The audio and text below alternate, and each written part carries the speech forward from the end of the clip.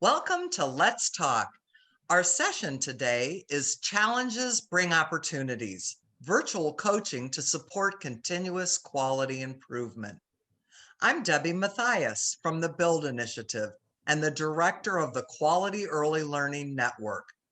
Before we begin our session, I'd like to thank the Alliance for Early Success and other generous funders for making this learning community possible.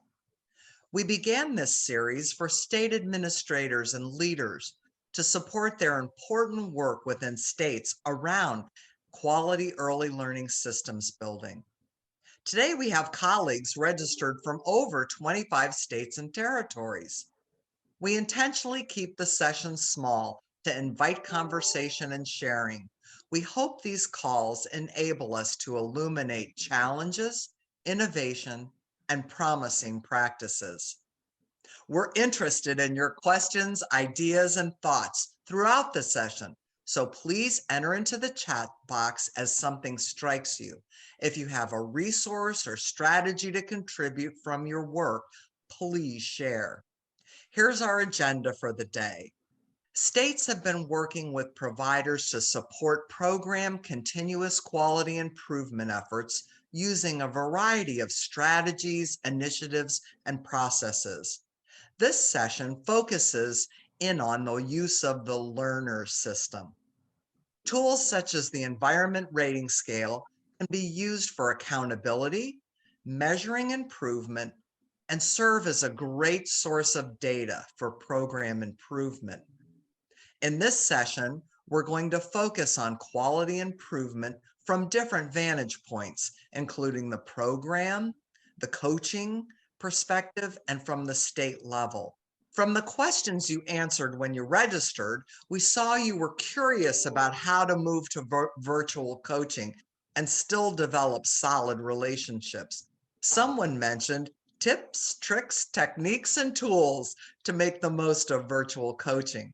Another person was interested in supporting providers who were hesitant about using technology, and someone else wondered how virtual coaching played out differently in various settings, such as home-based or after school. Well, we have a great panel today, so without further ado, I'd like to introduce them. Our session contributors include Janice Carter, who served as a program coordinator for Arkansas State University Childhood Services since 2004. She supervises a statewide team of Environment Rating Scale assessors and technical assistance consultants. Jen Cortez is the project manager and professional development specialist for the Early Childhood Leadership Institute within the Center for Access, Success, and Equity and the College of Education at Rowan University. She also serves as the program coordinator for the newly launched Certificate of Graduate Studies in Early Childhood Coaching and Technical Assistance, something that may be of interest in this crowd. Ann Henschel is the Quality Research and Program Development Manager at Brana Group. Her passion is developing innovative ways to support teachers and program leaders in providing high-quality early care and learning for our youngest children. She's also the co-author of 2 books, A Great Place to Work and Inspiring Peak Performance. Jamila Owens is the quality facilitator for Capital Quality, Washington, D.C.'s QRIS program. She's worked in early childhood education for 18 years, supporting children, their families, their educators, directly impacting their success during the early learning years. Jennifer Sanders is the instructional specialist at Green Bay Early Childhood Center in North Chicago, Illinois. She coaches and supports teachers to provide environments and opportunities that promote children's growth. And finally, Jamie Surlees is an early childhood specialist for the Partnership for Children of Johnston County in North Carolina. She helps to increase quality childcare in the county by working one-on-one with both teachers and directors. Now I'd like to turn it over to Ann Henschel to get our program started. Ann, hi, welcome. Debbie, thanks so much. So excited to be here with all of you today. Seems like an amazing group, and I know you're going to enjoy the conversations with this dynamic panelist. I thought before we got started, I'd just spend a few minutes, 5 minutes or so, talking a little bit about this thing that Debbie referred to known as learners, which is what we refer to or consider our CQI coaching framework. And the sort of backstory of how learners came to be is really tied with the environment rating scales. I think most of us know that the environment rating scales have been around. I think ECHRS has been around for over 40 years now. And it was originally created as a self-assessment tool for teachers to improve quality in their classrooms. Over the years, policymakers took hold of the environment rating scales because it's a valid and reliable research tool, and found ways to bring that into state systems to use for quality assurance and accountability and collecting data, measuring the level of quality of classrooms. And I think most of us know that in recent years, while we all value the importance of that accountability piece, that there's sort of almost a longing, a desire to kind of move back to its roots, and particularly around this idea of continuous quality improvement. And so 3 or 4 years ago, our team really started to think about how we could take the wealth of best practice information that lives inside of the environment rating scales and line it with this idea of the CQI cycle of Plan, Do, Study, Act. And as we began to sort of think about that process, we were very clear that we wanted this to be something that was more than simply telling programs they should be engaged in CQI, that it really kind of provided a structure or framework to guide that CQI effort. So what is this thing called learners? I guess in a nutshell, we think of it as a framework that provides this data-driven process of engaging early childhood programs in continuous quality improvement within the context of the environment rating scales. And one of the key sort of driving forces for us as we started to sort of envision this framework was that we did not want this to be just one more new shiny thing that's placed on the backs of teachers and providers. We really wanted something that took on a more collaborative approach and engaged the coach, the site director, or program administrator in the building, and the teaching staff, and that together they would have an opportunity to engage in CQI. So one of the dynamic pieces of the learners framework is that the coaches actually can move through a learning module on a particular item in ECHRS or ITERS or FICRS and have their own reflective questions and engage in their own CQI journey. So can the site director and the teaching staff. So they each have opportunities for their own professional development. And then in addition, these portals that are available for the coach and the director allow them to be able to go in and see which teachers are engaged in which modules, take a look at the journals that each individual teacher or provider is creating, and see what kinds of CQI goals they're identifying for themselves, so that the coach and director can be thinking about what kinds of supports or additional resources they could provide as the teachers kind of move forward on their quality improvement efforts within the program. So when we think of learners, it really is more than just an online professional development experience. There's actually 3 parts to the engagement process. The first is obviously the learning module. So every ECHRS item, ITERS item, FICRS item has its own unique learning module. And within that module are an array of interactive activities, photographs of programs from around the country that hopefully look like the providers that are viewing those modules, and just a wealth of resources and information. And as each individual is going through that learning module, they have the ability to sort of pick out the parts and pieces of it that really connect and link with them. So on the screen, this module is the fine motor module for ITERs.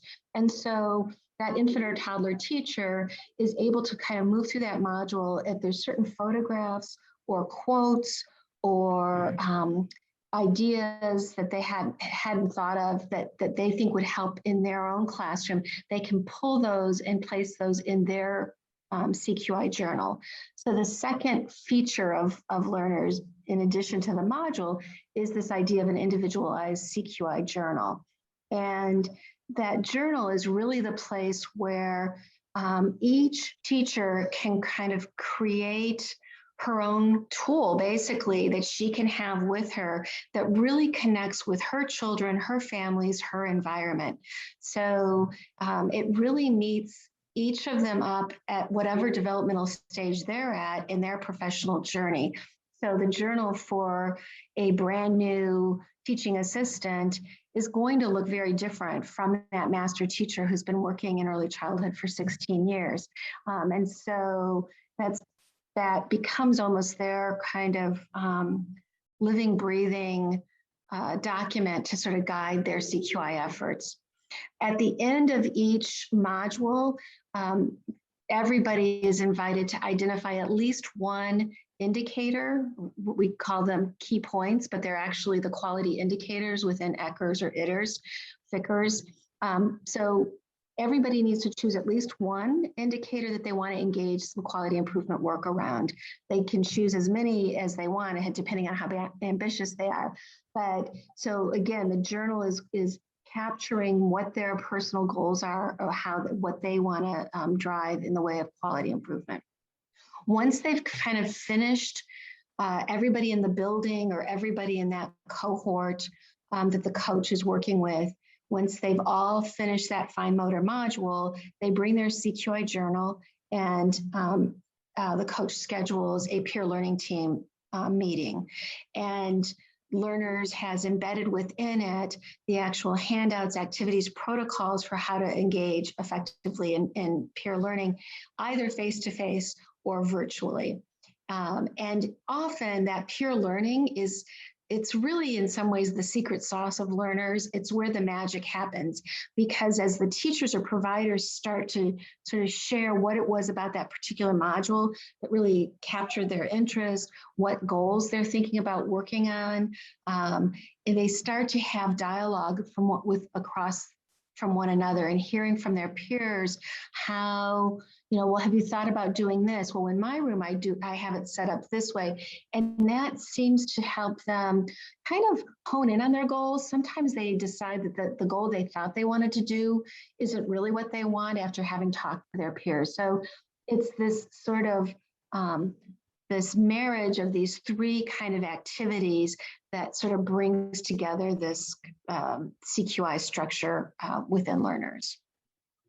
So, I think Debbie mentioned in the introduction that, this is using technology, and many of us that are in early childhood education, technology isn't necessarily a language that we're really familiar with or comfortable with. And so that again was part of our planning, was to try and make the technology side of this really accessible, super intuitive and easy for all learners to engage in. But it also can be used on a smartphone or a tablet. It has the ability to sort of be pretty flexible in that way as well. And so this is just showing you kind of the starting point of entering an actual module and how they sort of start their CQI journey on a particular item. And then this just captures what I was saying about how because again, remember with CQI, the whole idea is that the people working directly with children are the ones that are driving the quality improvement efforts. And so at the end of each module, this is sort of a screenshot of one of the modules where they review all of the key points. If you're familiar with the environment rating scales, you may recognize these as looking very similar to actual quality indicators. And these quality indicators were selected from data that we captured from around the country as the particular indicators that that nationally, the majority of classrooms, at least 50% of classrooms, really struggle. These are the hardest ones that programs or teachers, educators are able to meet those quality indicators.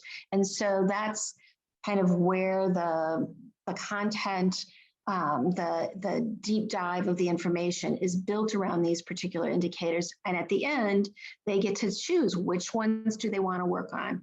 And so again, just sort of showing how we were able to take some of that data that Branner Group has on a national level and use it to drive and design the development of learners all the way to that point of inviting each person working with the children and families to choose where it is that they want to focus and work on.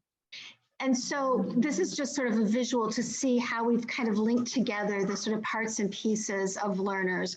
I will say that many of our states that are using this as their framework, as that sort of last piece, as they sort of look at the goals and have they met the goals, have they completed them, sharing their evidence and artifacts, giving feedback from the coaches as to the success stories and what's going well in their CQI efforts. There's an opportunity, and this is actually something that we're doing at Branner Group, is developing this idea of partial assessments. So rather than the formal full 36-item report, going in after a program's engaged in 2 or 3 items around learners and doing an assessment just for those 3 particular items, to be able to sort of measure the CQI experience, to be able to give them some data to say, look at that, you set these as your goals, and clearly based on our feedback, our assessment, it looks like you're meeting those quality indicators. There might be another couple of indicators that still need work on.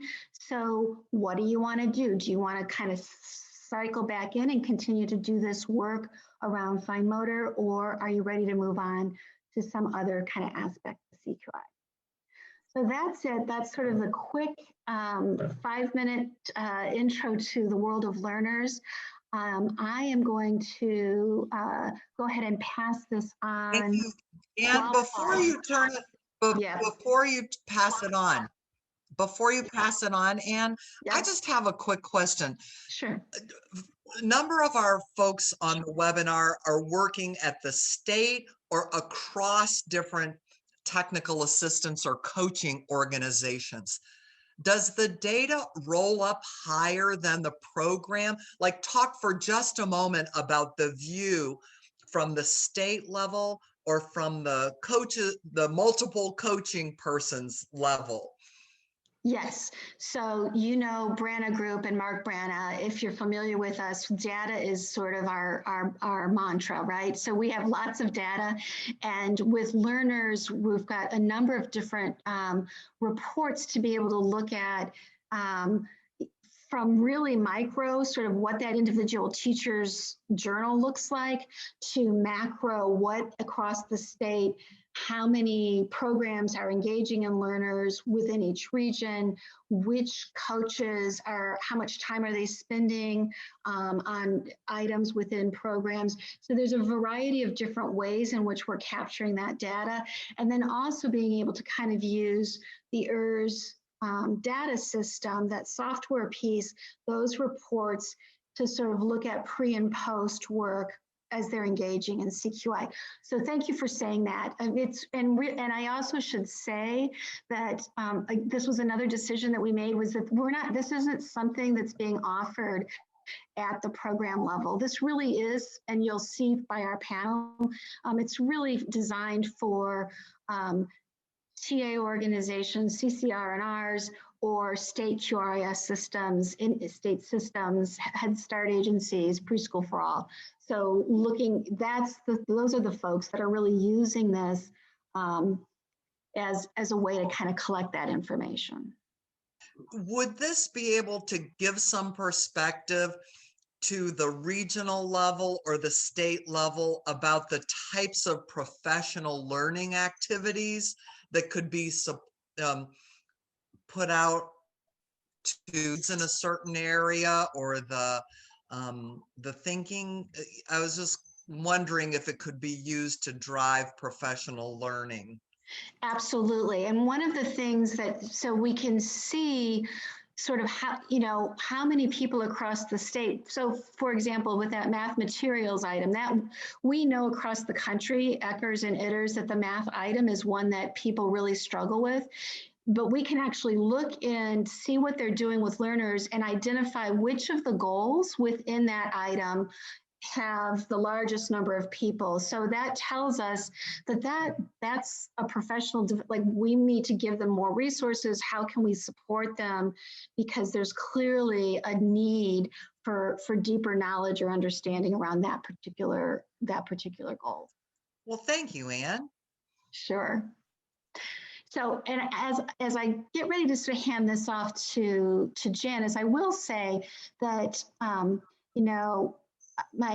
my dear friend Cody Carlton and I kind of have helped with the sort of early leadership. It's an amazing team, but our focus was really around continuous quality improvement. But about a little over a year ago, when the pandemic hit, we sort of were looking at one another, realizing, wait a second, this also is all done virtually. So that's why it's also an opportunity to be thinking about how coaches can still be touching and supporting those programs, even in this sort of virtual world that we're living in. And actually, I think I just set that up quite nicely for you, my friend Janice Carter. So why don't I hand it on over to you? Hi, my name's Janice Carter, and I work for Arkansas State University Childhood Services. We have been using the environment rating scales in Arkansas for almost 30 years. I think Thelma Harms always said we were one of the first states to actually use it to do some type of quality rating. And we currently use it in not only our QRIS, but also with our Arkansas Better Chance program, which is our public pre-K classrooms. I've been doing this work for 16 years. I supervise the team of ERS assessors in Arkansas. And we work through grants. So when the pandemic hit a year ago, we had a quandary. We had done all of our work face to face. We were one of those states that didn't follow the guidelines of the authors. We not only do assessments, we do professional development and we do technical assistance. So, we knew that we could continue on with some of our work, but Arkansas was also kind of at a pivotal point because we had been really pressing providers to move up in our QRIS system. We had been working with cohorts and trying to get them to move ahead, and there were incentives to do so. Well, a lot of them had done a lot of work, and one of the last things that they needed before they could move up and get extra funding was to have an ERS assessment. So here we were, we couldn't get out into the field, we couldn't do ERS assessments, but because there's often a silver lining when there's a tragic circumstance, we realized that we have been using the Brana system for a long time to do our assessments. We use their online assessment program. And we also were aware that they had a new program called Learners that was an online coaching program. So we decided that if possible, if we could switch from one platform to another and use Learners during this time of being out of the field, that we could continue to help providers. So that's what we did. In March of 2020, we stopped going into the field and we just jumped into using Learners. Now, because these programs that we were trying to move up in our QRIS were going to get additional money, our state funders decided to go ahead and raise their funding levels with the provision that they had to participate in learners. So it caused a little bit of adversity because many programs felt like they were already dealing with the pandemic. They had so much on their plates, and now we're asking them to add this to their workload. And I know we've had a lot of success stories and a lot of interesting things happen, but one particular provider that I can think of, when we called and said, you know, we want to get you set up in learners and we're going to be coaching and everything, she threatened to call her attorney. She felt like she had been really put upon and couldn't do another thing and was really quite angry. But our coach was able to say, you know, we want you to have that extra money, so let's just jump into it, see how it goes. Well, just the other day, so they've been working in this now for 4 months. Just the other day, the coach called the director and she said, I just got to tell you, we love this program. As I walk down the halls now, I see teachers happy, children happy. I hear laughter. The teachers know what they're doing. They're so excited to make changes and to see what else they can learn. And we're just thrilled that we're in it. So even though sometimes people come kicking and screaming, as I said, there can be silver linings to any circumstance. So this has been a good experience for us, and we're continuing to bring programs on every week to add, and we'll continue to work with them until we can get back out in the field. I had a question, Janice, for you. This is Deb. So did you find it a smooth transition to the virtual, you know, work with programs, or like, did you have training to do with providers and with your coaches, or tell us a little bit more about that? We had, you know, everything we had done had been face-to-face. So we had to go to some type of online professional development, online technical assistance.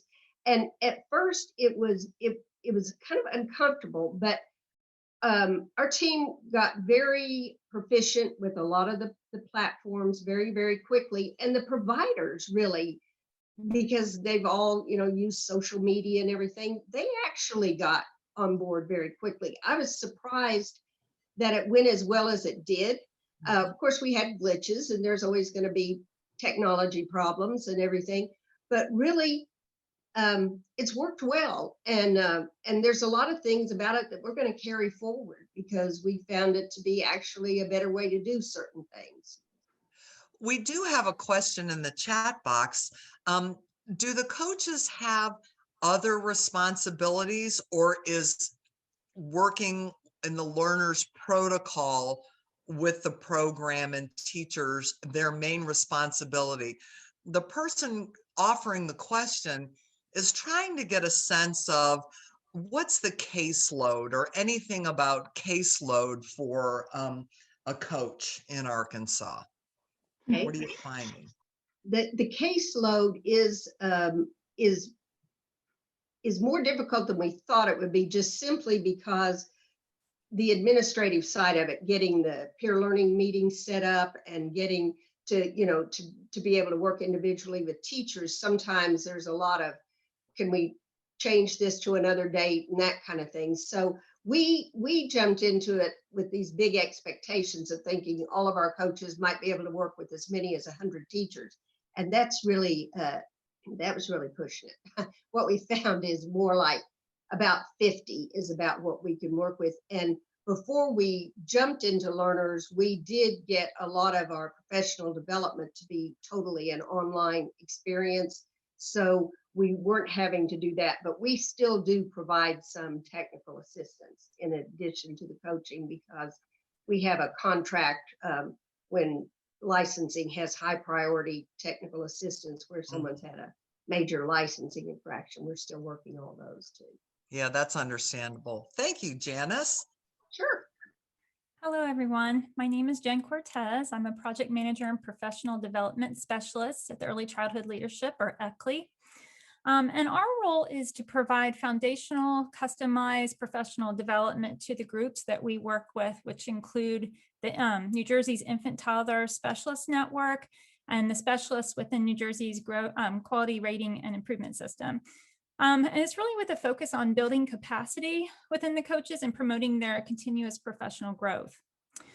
So as part of this framework, we have embedded feedback loops that help us to inform professional development needs and topics. And so we realized a need for shifting from content focused to implementation focused around the end of 2019, the beginning of 2020.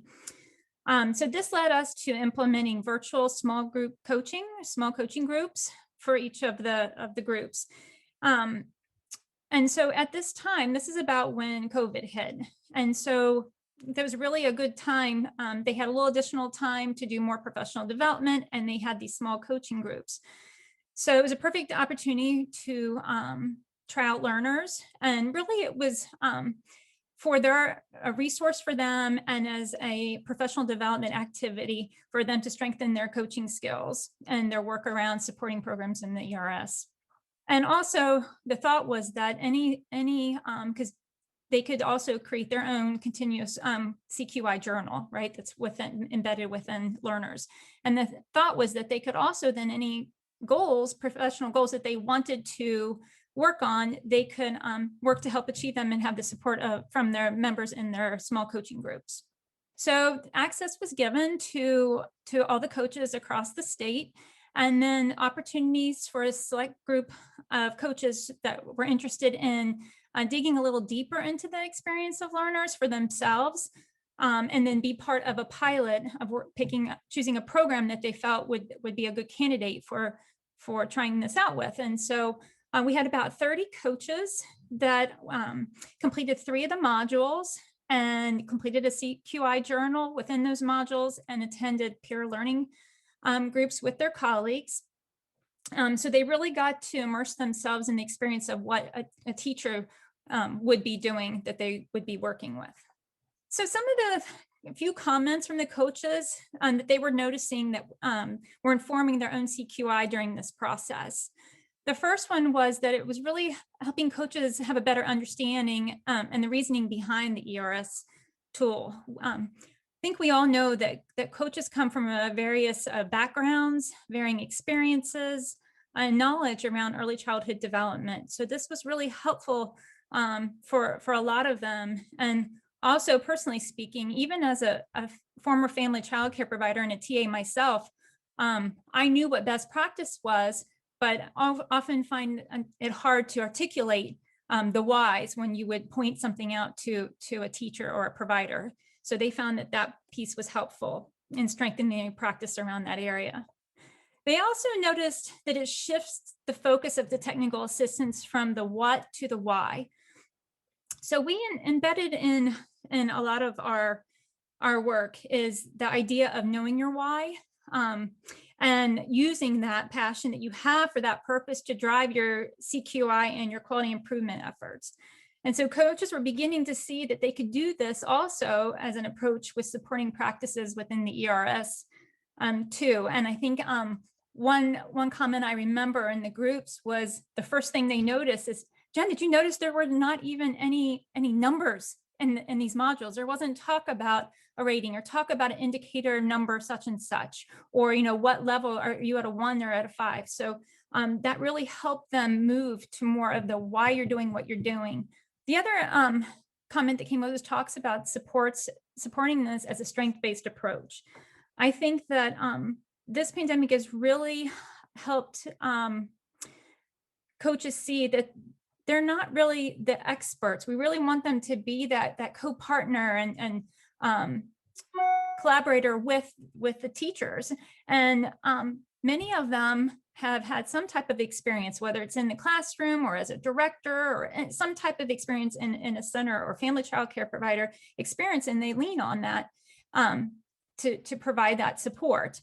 And so since none of them have been a teacher or a director or family provider during a pandemic, those that are working right now truly are the experts. And so I think that that created a humbling experience and a keen awareness for identifying teacher strengths and really building upon them.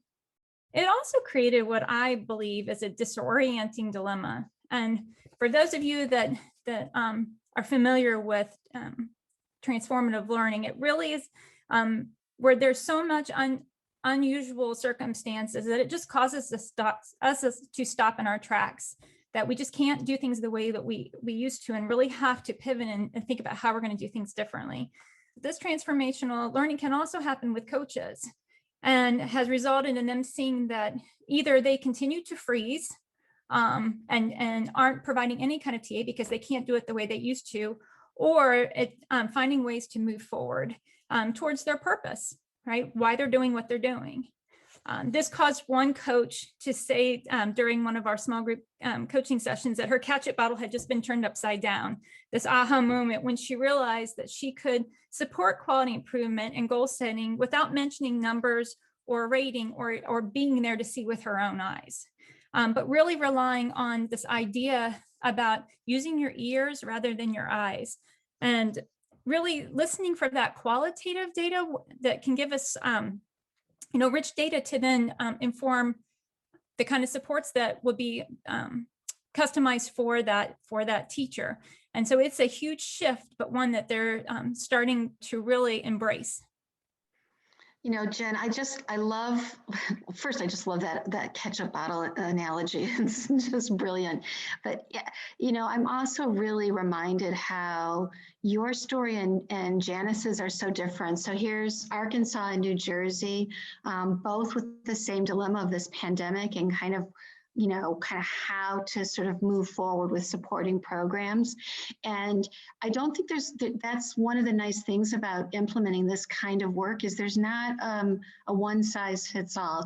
There are lots of different ways. So Janice and her team just leaped. They jumped in after some intensive orientation and supports from us to sort of get their team started. But I can remember Janice saying, okay, you've got 2 weeks and we're going to just sort of get started here. And then New Jersey is taking this much sort of different approach of just starting with the coaches and using this as professional development and helping them to start thinking about what are appropriate reflective questions. How will they work as the facilitator for peer learning? And just what you were saying, kind of shifting out of being that kind of expert. So I don't know, Debbie, if you want to build on anything there, but it's sort of interesting to hear kind of two different states and how they sort of navigated this pandemic in different ways. And I think they both have value and benefits depending on, the needs and circumstances. Thank you so much, Jen. That was just really a great description and gave us a lot to think about. Good afternoon, everyone. My name is Jamela Owens, and I am a quality facilitator with Hurley and Associates out of Washington, D.C., and we are Capital Quality. And what Capital Quality is, it's DC's quality rating improvement system. And what we do is we evaluate, we improve, and communicate the level of quality in early care and education programs in the District of Columbia, working with both centers and homes. And here are just a couple of highlights from DC and our experience using learners. We did run it as a pilot program prior to the pandemic last year. And our intent was to run it as a pilot program with select centers and really use it as an opportunity to connect teachers and staff from different programs through peer learning. However, this was before the pandemic, but once the pandemic hit, we had to get creative and innovative and figure out how can we use this system now. So what we did, as some of my colleagues mentioned earlier, was we really used that tool as an individualized and self-paced professional development opportunity to really focus on improving the comprehension behind ERS assessments that are used both in the centers and homes. So through that, what we found in that pilot group was that it created a higher level of understanding and confidence in teaching and learning for our infant toddler teachers. And that was a big success. Abruptly being shut down due to the pandemic, centers closing, the focus behind it was, well, what can our teachers be doing? So learners, self-paced, really was able to bring light to the ERS assessments, again, comprehension to the ERS assessment for those teachers. And what we found was it did successfully create a streamlined tool to support ongoing professional development opportunities. So where we stand today is, we're still enrolling programs into learners. We're still pushing for both center directors and administrators to use this as a tool to really help their staff, again, with the comprehension behind what is expected of them when it's time for their annual assessments. And the quality is just ongoing because the teachers are they're excited about it. They're excited about what they're learning and bringing it into their classrooms. And we've really been able to see that this is a beneficial tool for both teachers and programs. And to that aspect, just really thinking about how the learner's tool itself is designed to really support the comprehension behind the ERS assessment. It really helped us kind of come up with an idea that we're looking beyond quality just for a day.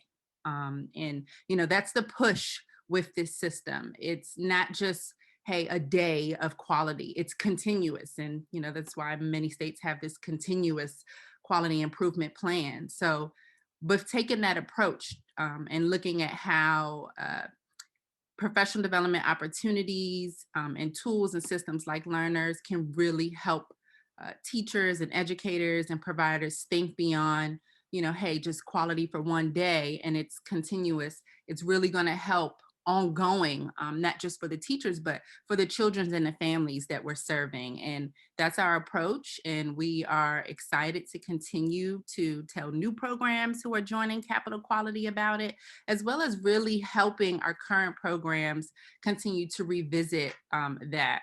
I know later on in our session today, there's going to be an opportunity to talk about some of the benefits of the individual CQI journals that Anne mentioned earlier, and really using that reflective tool to go back after you've completed a module and being able to reflect on what quality looks like and how we can get quality to go beyond just one day, and it's more so continuous for the life of the program. Jamila, I was wondering, this is Deb, I was wondering if you had providers that were hesitant about using the technology or using the online resources, and how your coaches and TA folks work to support providers using the technology. Very good question. As with any new tool or any new curriculum or anything new, there's always going to be some hesitancy. So that was a good question, Deb. One of the things that I have pushed for center directors and owners to do with that hesitancy that have come with some is to really look at it as almost like an electronic book. Most programs prior to learners, they did have copies of like the ERS assessment book, some of those books that we saw in the beginning of the slide. So really just looking at it, since it's self-paced and since there's videos and since it's kind of an opportunity for you to kind of reflect, really look at it as an electronic book, to use that as a tool to be able to take this learning to the next level. Now, there's some folks who are not as tech savvy. So what we did was just really explain to them that the system is user-friendly. And it's very simple to use in a sense that you push a button, you go to the next slide. You push a button, you're watching a video. So that helped for the most part. And of course, encouraging teachers within a program and administrators within a program to kind of help each other out. I had some programs who had like learners captains, and there was a designated captain who would be that one go-to person to kind of help their colleagues out when it comes to utilizing the system and feeling comfortable with the technology. Hi, everyone. I'm Jamie Searles, an early childhood specialist at the Partnership for Children of Johnston County in North Carolina. As an early childhood specialist, I provide one-on-one technical assistance to both directors and child care providers who serve children birth to 5 and some school age within the county. So last March, when the pandemic hit and everyone was grounded, we still had to find a way that we could assist the childcare workers that were still expected to go in every day. Thankfully, an opportunity came about for us at the partnership to pilot a strengths-based approach program that provided continuous quality improvement, like Jamila was just saying, instead of quality for the day. So this program was called Learners, and we hit the ground running. Learners gave us the ability to be able to reach the providers in a virtual way. And along with the Learners platform, we also used Google Classroom and Zoom. And we also had some technology barriers there, but we just persevered and worked through it together. We made a lot of video tutorials for our providers to help assist them. And along with the Zoom platform, we've been able to connect early childhood educators from across our rural county that wouldn't have been able to meet otherwise using the peer learning framework that Learners incorporates. So it has now been about 9 months since we started piloting the program, and the true impacts is really starting to come to light. As you can see here, this was a dramatic play center that was left basically empty due to the COVID restrictions that were set into place. And so you can see here that after completing the module, we were here to help them and come up with ways to fill that dramatic play center back. And in our experience, Learners has not only improved the classroom quality like represented in these photographs, but it has also tremendously improved the teacher's self-esteem and how they feel about their self as a teacher. I really love this concrete representation of what people are learning and how they're growing in their practice. And thank you so much for offering such a concrete example. Thank you. Yes, we're now at the point where we're getting pictures daily because they're just so excited and so involved in how their classroom is truly evolving along this process. And it's very rewarding to see the progression. I think you're making such an important point, and I know this is a hallmark of DC's approach too, is providers being able to really see and reflect on the progress that they're making over time and how it's improving the flow of the day and the work with the children and families and the learning that's going on. And I really know that you all are giving intentional focus to and really the plans also help with that. We'll talk more about that later, but you know that the teachers themselves can really feel the progress in their work, and that's an important hallmark for sure. Yes, and I think too with the format of Learners, Learners has them create a goal on their own. So they're getting to pick the weak points in their classroom without someone else telling them. So it's more self-recognition led as opposed to an evaluator coming in and giving them a number score. And don't we all learn better when it's something that we're focused on and interested in and really passionate about? Right. So Anne, did you have anything to add? Well, it just sort of goes back to what Jen was talking about with the coaches. In some ways, it's like the teachers just start driving this and they take it over. So it's like the role switch where the teachers are wanting to show their coaches what they've accomplished. So it's rather than the coach coming in and saying, you know, you need to add this and do that. There's just this role reversal. It just seems to happen no matter who's implementing it, how they're doing it. That just seems to be one of the sort of hidden sort of natural consequences. And yeah, it's exciting. It's about teachers' voices. That's what we all want at the end of the day, is for teachers to be the ones really being the champions and designing what's best for their children. Good Wednesday afternoon. I'm Jennifer Sanders, instructional specialist at Green Bay Early Childhood Center, located in North Chicago, Illinois. For those of you not familiar with the city called North Chicago, it is about 35 miles north of Chicago proper. Green Bay is a full-day preschool program funded by Preschool for All, Preschool Expansion Grant.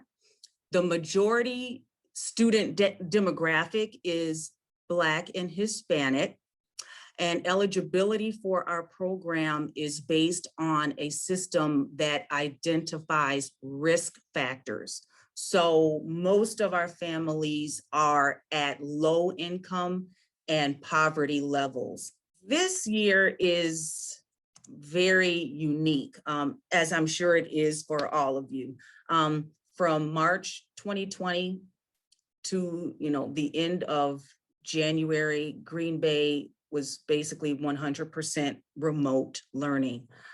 In February, Green Bay transitioned from, and that's February 2021, Green Bay transitioned from being 100% remote learners to a hybrid model with 75 in-person learners and 113 remote learners. In my role, a large portion of my work is facilitating professional development for the 16 lead teachers and 17 para-educators in our program.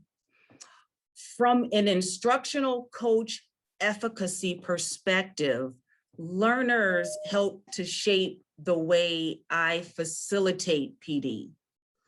The cycle, including the online module with follow-up professional learning team sessions, allowing time for teachers to practice in the context of their classrooms and learners. Then a classroom observation with strength-based feedback. That's been a great support for teachers and para-educators. The learners portal has resources for the coach to implement. So I use some of the resources to help me with my coaching language when engaging in conversation with teachers and when encouraging teacher-to-teacher dialogue. Embedded in each module is the opportunity for teachers and paras to identify and develop SMART goals.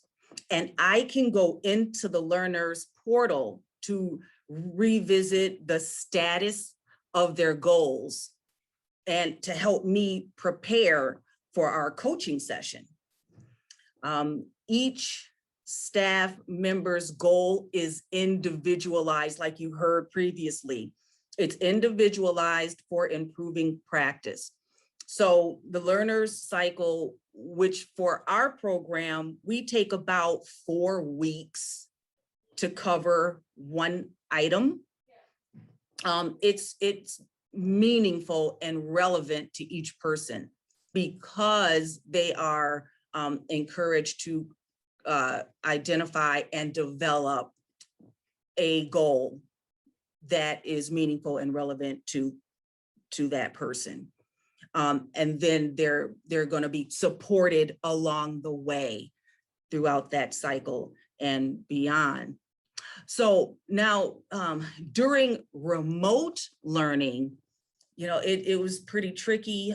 We have to look at best practice and then ask ourselves, okay, so what does this best practice look like virtually?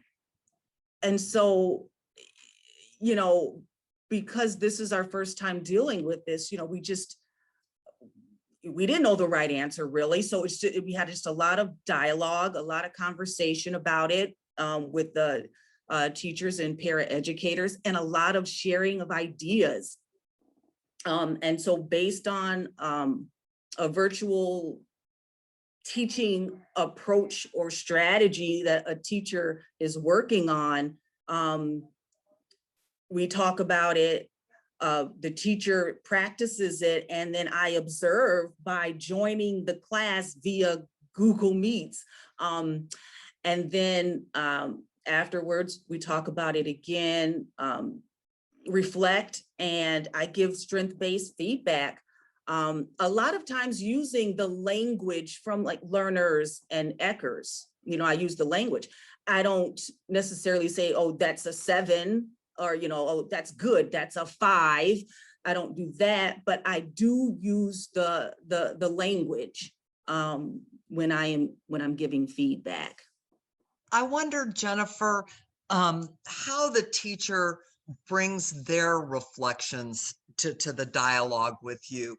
Like, do you kind of sit back and first and go, well, what did you think about what happened? Like, how do you get into the back and forth about the feedback?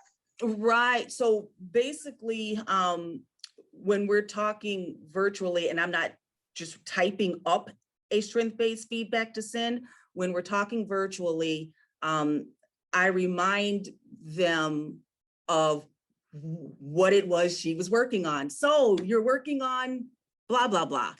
And so the teacher goes, yep. And then I'll say, how did it go? And I basically first ask the teacher to tell me the celebrations. We always start with celebrations. So I'll say, how did it go? What are your celebrations? And so the teacher will talk about what went well. And then I would say, if you had the chance to do it again, what would you do differently? And then a lot of times the teacher will bring up things that I also saw or heard, and then we go from there. And and the coaching just starts from there. I think that we've all had that experience. Those of us that have been teachers are saying, well, that didn't work the way I wanted it to, or wow, I wouldn't do that again. But well, thank you so much, Jennifer. And let's ask all of our panelists to pop back on now. And we'll turn it over to Anne to get us started on a panel kind of discussion about and fleshing out some of the some of the details of what we've been up to. There's so much to say here, and I have a series of questions, but in some ways I feel like you all have been kind of responding or answering them. Jennifer Sanders, do you mind just sharing a little bit about the peer learning piece of the work? So Jennifer's building, it's like 15 classrooms, 40 some staff. They engage both the paraprofessional and the teachers in this sort of journey. So I had the opportunity to sort of spend quite a bit of time in her building. So it's just been fun to kind of watch that growth. So do you want to just sort of take a minute to sort of speak to that piece of the coaching that you've done? Yes. So we have 2 peer learning sessions per cycle. Like I mentioned before, we do a learners module with the coaching and the peer learning team sessions. We take about 4 weeks for that. And so we have 2 peer learning sessions within that 4-week period.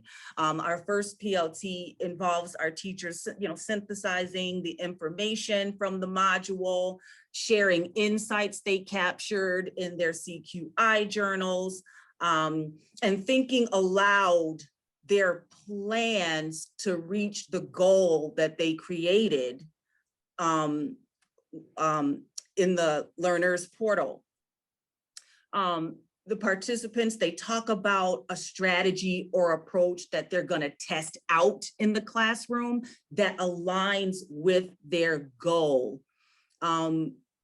it's really it's a really cool part, the second PLT session, because that's where the participants get to share an artifact from that strategy or idea that they tried out, and they talk about their experience and they get support from their colleagues. And so during those peer learning team sessions, we are getting better at like learning how to respond to each other. When someone, you know, talks about their experiences, what are some ways we can, and we want to keep it authentic, but at the beginning, we needed some help in, you know, how to dialogue back and forth. And so we would use tents with like starters, like question starters. We were using those. I mean, and we're getting so good at it now where it's more so authentically flowing. And the colleagues are just helping each other and supporting each other through it. Someone might say, well, I tried this out. This part worked, and this not so much. And then someone will jump in and say, well, you know what? I've tried that. Here's how I did it.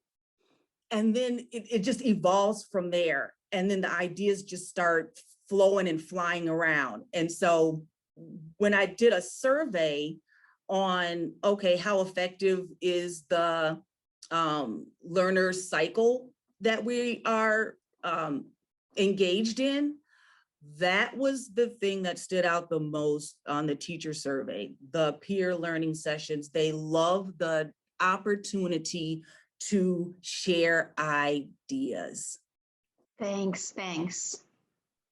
So Janice, how about we sort of circle back around and just, you know, I remember the last few years, I believe in Arkansas, you've been really thinking about this idea of kind of this reemergence of using the environment rating scales more around CQI. And so do you want to just, is there anything more you want to kind of build on around sort of your vision for the state and kind of how you see this work kind of growing and unfolding? I think that a lot of us who've used the environment rating scales or other measurement tools to in our QRSs, a lot of us went to the cut score idea of, you know, there's kind of a pass fail with this, and if you score certain scores, then you're going to reach certain levels, and there's incentives and so forth with them. But that really did create that Eckers for a day and Itters for a day mentality, because people were just looking at scores and they were trying to figure out ways that they could get to a score and not to get to a change in practice.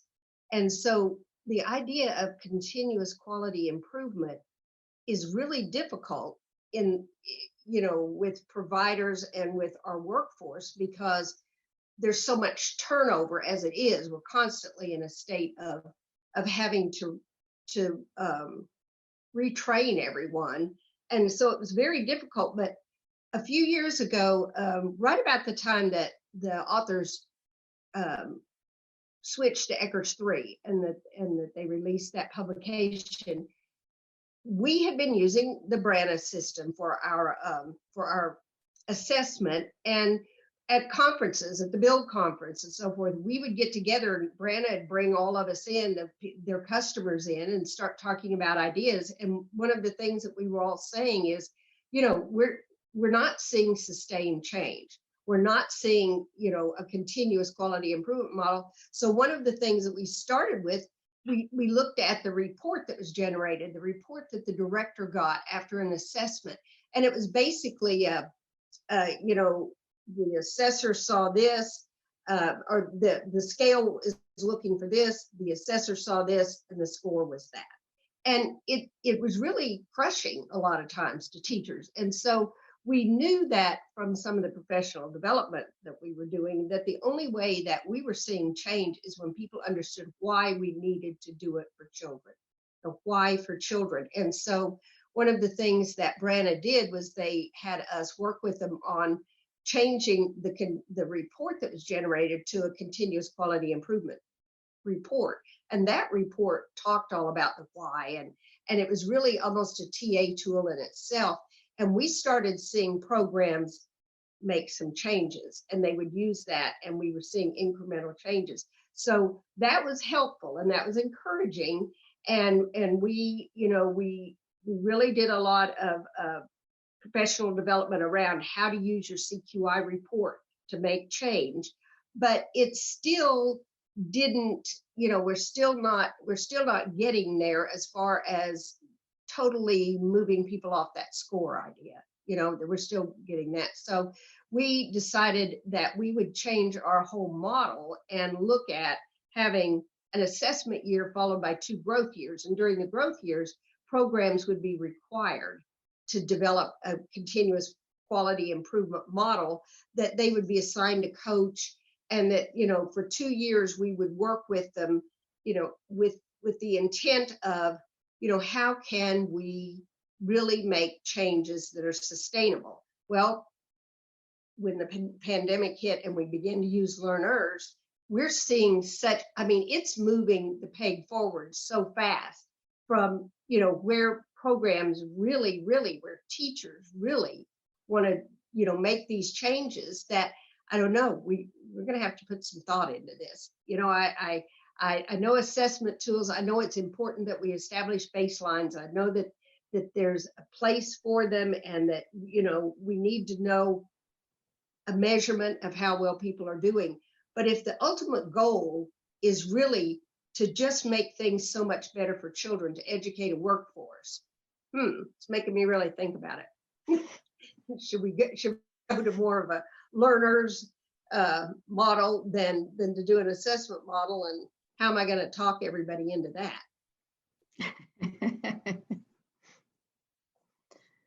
Thank you. That's exciting. Deb, is there anything more you want to build on that? Or I'm going to hand it over to you, Jen. Just so I know that in New Jersey, you've kind of built this a cohort of coaches that have really dived in and kind of gotten to know this virtual coaching framework. What how does sort of using it strengthen that coaching approach? What do you anticipate now that you're starting to kind of you're getting ready to go into the actual buildings, working with programs? What's your what do you anticipate? I think that what I'm anticipating, because you're right, they haven't started working. They're just starting to work with programs on this. But from what I'm hearing, I have the pleasure of being able to be part of the small group coaching group. So I do hear the process piece, right? What the shifts that are happening, and it gives you goosebumps sometimes. And what I'm seeing is that in combination with being exposed to learners and seeing this different approach, and also not being able to be in person, not being able to do these observations that they've done, is this shift in coaching conversation. So it's moving from, for example, like, if you add another type of block, you'll raise your score, to, I wonder, what might the children be able to do with more blocks, or how would that make their experiences better? And that shift, and it's really that shift again from the what to the why. And I anticipating that the more and more that coaches are doing this, the more that there's going to be a shift in culture of TA, from teaching to the test, which we know is happening because it's such high stakes, to empowering coaches to really think outside the box and come from a place of wonder. I love that word, place of wonder, which is what early childhood should be all about, right? We don't want to lose track of that important of wonder and curiosity. Jamila, I remember when we went to, this was before the pandemic, you all were one of our first groups that we worked with. And I remember being in that room, and there was a little bit of hesitancy. There was a little bit of, the community that you serve, that they've got lots of high needs, and is this really going to sort of meet them where they're at? Can you just share a little bit about, I have it so nicely written, let me read it. just how the teachers or providers are responding to sort of this experience and kind of improving practice or understanding adult-child interaction. Just in general, sort of, what's your reflection around that? Um, One thing I will say, specifically, there's, different components of learners, but to speak into how teachers are taking this new tool and actually like really using it, similar to what Jamie mentioned earlier, it's that opportunity to be able to reflect on yourself, reflect on your own classroom, versus having my director or my boss or my supervisor or an evaluator coming in there and kind of like pointing the finger and really pointing out what's missing. Not that that's a bad thing, but when you're in this self-paced module and you're learning about room arrangement, or you're learning about science, you have an opportunity as a teacher, regardless if you are an expert and you've been teaching for 10, 15 years, or if this is, your second year at teaching, you have an opportunity to really look at what you're learning from the learners modules and compare it to what you're seeing in your day-to-day classrooms, along with pictures.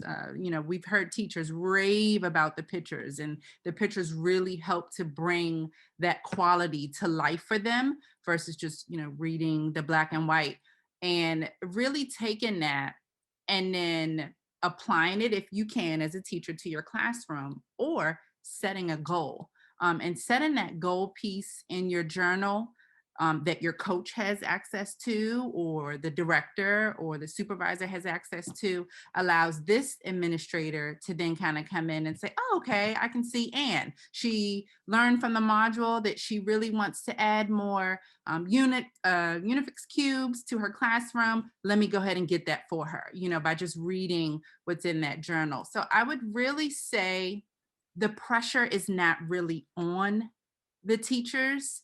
One, because it's self-paced. Two, because it's their opportunity to reflect on their own classroom.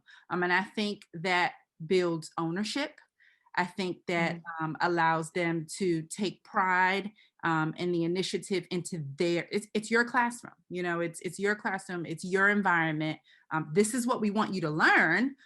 This is the why behind it, like we were mentioning early. Now it's up to you to reflect on yourself, to really decide on, okay, how am I going to do that? I'm going to set this goal. I'm going to talk to my manager or my supervisor about these certain things that we need. And then you have that documented piece there. So I really think that helps them there.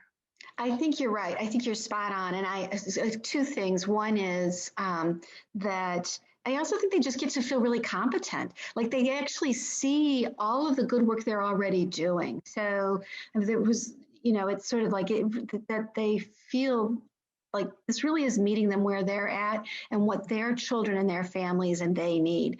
I have to say, as I'm listening to you speak, I'm thinking of our colleague Pilla, who I think is probably on this as well today. And I know how important also the role of the director, those program leaders inside the building. So I think we haven't really spoke to that much today, but I just want to say that out loud, that for many of these programs, the site director is able to actually go in.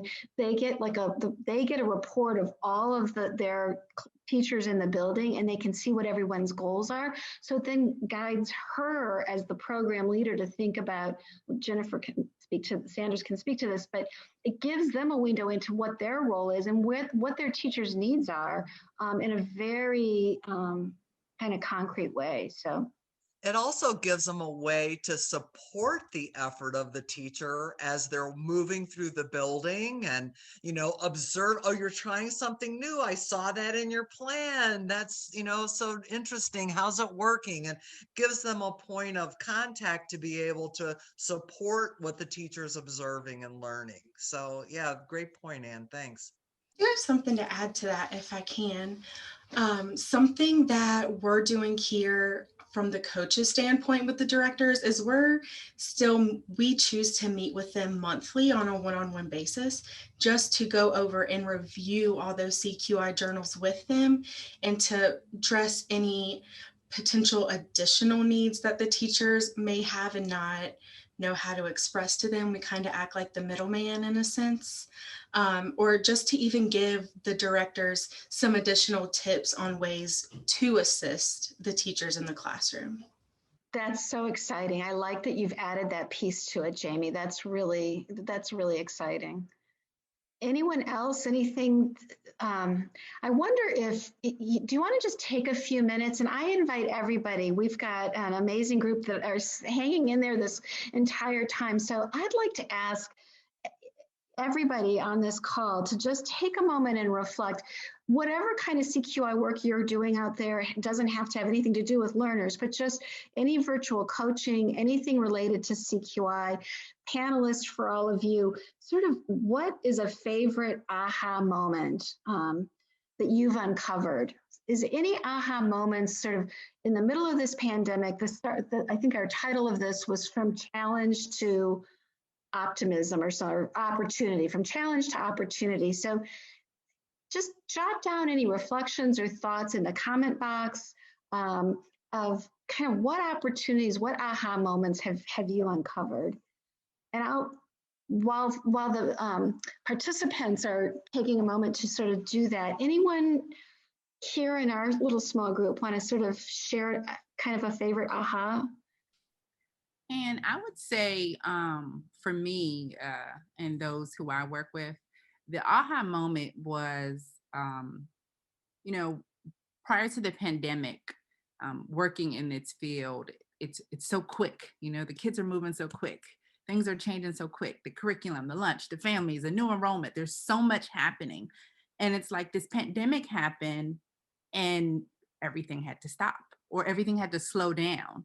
So with that opportunity to slow down from a training and professional development perspective, really came that opportunity to then now dive deeper into our educators, into our teachers, to give them that aha moment of, okay, this is what that means, or this is what that's supposed to look like. So, despite not being in operation for some programs, I think that aha moment for some leaders and some teachers was an opportunity to really kind of just focus in on core PD, on core learning, on core quality. And I think that was, a good thing. And now that folks are slowly opening back up, it's like, hey, I remember watching a video about that, or reading about that, or that's in my journal. So now I can kind of take what I've learned over the past X amount of months and slowly now apply that to the classroom versus hey, you need to do it quickly. We have to get it finished. So I really think that aha moment. Slowing down. I love it. Now,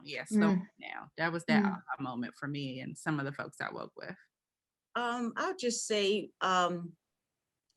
for one, I, along with teachers and paras at Green Bay, have become a little more tech savvy with Google features and functions, right? As a result of having to meet virtually. So that's a good thing. We're better with technology. And I realized that when I allot the weight of our virtual professional learning team session for teachers to have conversation, swap ideas, share teaching experiences, get feedback from each other. This helps teachers to break out from that feeling like they are siloed, and it's very easy to feel that way, especially during this pandemic. So, even though the opportunity for dialogue is virtual, at least, the teachers get to connect with one another. Love that. Jen Cortez, were you, I think I interrupted you, sorry. Oh yeah, no, I think one aha moment for me and the work with coaches is just remembering and realizing a nice revisit that reflection is the heart of behavioral change. And so, and realizing it's a skill that needs practice, requires practice, and that not everybody is skillful in from the beginning. Some people naturally are, and others not so much. And so it takes some support and practice in doing that. but that it can also be done in person or virtually. So that type of, and that's the kind of work I feel like really produces sustainable change. Mm. Deb, is there anything in the chat that you want to Yes, sort of we share? do have a question from a participant asking, how and when do the early childhood educators make time to connect with each other in these learning groups? How are programs facilitating that opportunity? Jamie, we didn't get a chance to talk about like your Bitmoji classroom and some of that. So you want to? So we've obviously had to make every single thing job related virtual. So we have used Google Classrooms, and we have a lot of discussions on there also, like just topic discussions. And we have a lot of Zoom meetings. You'd be amazed how many more meetings you can fit in a day when there's no travel time. So, and a lot of the teachers and the peer learning sessions and things like that, the directors, they're incorporating that into their staff meetings that they have. And then for us personally at the partnership, the way that we have been able to connect teachers across the county is, even though each center does their own peer learning work, every quarter we have a huge peer learning meeting where we do divide off into itters and eckers and directors, just so that everyone can kind of work together and share ideas. And it's actually been really successful. We thought we were going to have some pushback there, but it really hasn't been bad. And we try not to keep our teachers too long, obviously, because they're tired after a long day and they want to be at home and relax. But just 1 hour every 3 months for everybody, it's been very nice. It's so interesting to me. That's always the number one question is, how do they have time to do this? How do they have time to do the modules? How do they have time to do the peer learning? This is impossible. I don't know.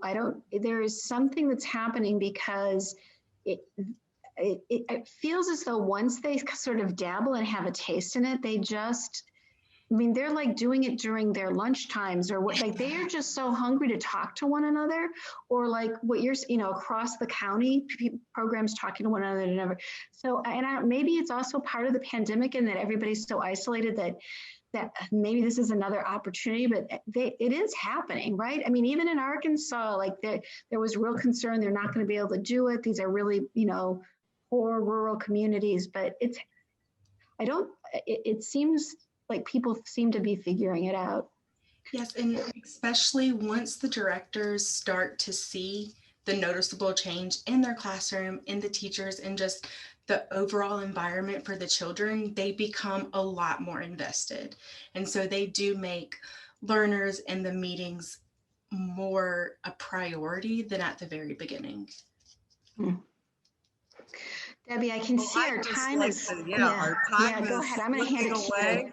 to you. I think that we could stay in this living room and have this conversation a lot longer. I'm excited because you were saying, well, we could end early. Don't worry about it if we end early. And I think it's been a good dialogue. So yay for us. And I'd just like to thank each of you so much for your contribution to the discussion today and sharing the information about what you're learning as coaches or administrators in programs, and just the information and excitement and optimism that you all shared today was just really great. I'd like to turn to the participants today and say thank you so much for joining into the conversation and for your contributions in the chat box, and like to encourage everyone to fill out the evaluation, give us ideas and feedback. And I do want to say this session will be posted on the website, the video recording and the PowerPoint, so that you can share it with others in your area who you think might be interested. And thank you so much again to everyone. Appreciate it so much. Have a great day. Bye-bye.